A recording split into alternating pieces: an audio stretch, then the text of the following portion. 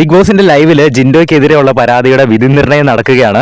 ജിൻഡോയുടെ കാര്യം പറഞ്ഞു, അതുപോലെ തന്നെ ജാസ്മിന്റെ കാര്യം പറഞ്ഞു. ജിൻഡോ പ്രത്യേകം എടുത്തു പറഞ്ഞ ഒരു കാര്യമുണ്ട്. ഞാനത് പറഞ്ഞത് അടിച്ചേനെ എന്നാണ് പറഞ്ഞത്. ജാസ്മിനെ കാലേ വാരി അടിച്ചേനെ എന്ന് പറഞ്ഞാൽ ഞാൻ അടിക്കും എന്നല്ല, അങ്ങനെ സംഭവിക്കുകയായിരുന്നെങ്കിൽ ഞാൻ ചിലപ്പോൾ അങ്ങനെ ചെയ്തേനെ എന്നാണ് പറഞ്ഞത്. അതുകൊണ്ട് തന്നെ അത് പാസ്റ്റിൽ നടന്ന കാര്യമാണ് എന്ന് ജിൻഡോ വ്യക്തമാക്കി. അത് കഴിഞ്ഞപ്പോൾ രണ്ടുപേരുടെ വാദം കഴിഞ്ഞപ്പോൾ മോഡറേറ്റർ ആയിട്ട് നിൽക്കുന്ന ശരണ്യ എല്ലാവരുടെയും വോട്ട് ചോദിച്ചു. ആരുടെ കൂടെയാണ് നിൽക്കുന്നത്, ആരാണ് പ്രതി എന്ന് കണ്ടുപിടിക്കാൻ വേണ്ടിയിട്ട്.